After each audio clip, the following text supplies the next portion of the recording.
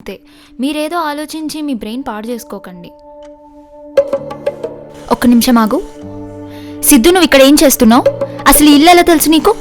దేవికి వదలవా నువ్వు? కూల్ లోహా, కూల్. కంగారు పడకు, రిలాక్స్. నేనెప్పుడో మూవ్ ఆన్ అయిపోయాను.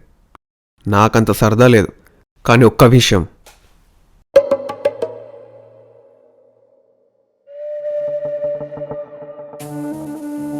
పేరు ఆమని. ప్రజెంట్ దేవికి చెల్లవుతుంది. చెల్లా? దేవకి. విరాజ్ అని తిరుగుతుంది కదా, వాడు పట్టిన కొత్త గర్ల్ ఫ్రెండ్. నిన్న సిటీలో కనిపించారు. బాగున్నారు కూడా. దేవికి చెప్దామా మరి? నమ్మదు. ఎవ్వరు చెప్పినా నమ్మదు. నేను చెప్తే అస్సలకే నమ్మదు. ఒక పని చేయి, ఇంకో ఫ్యూ డేస్లో సంక్రాంతి ఈవెంట్ వస్తుంది కదా, అక్కడికి తీసుకురా. లైవ్లో చూసి తనే రియలైజ్ అవుతుంది. నాకే నమ్మబుద్ధి కావట్లే సిద్ధు. అయినా తన వీసా క్యాన్సిల్ అయింది, బ్యాంక్ అకౌంట్లో మనీ చూపించలేక లోహ.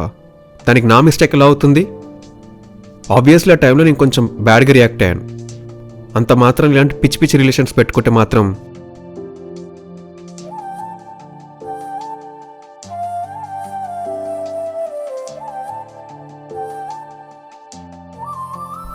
ఏయ్, ఒక నిమిషం ఆగు. దేవకి వదిలే.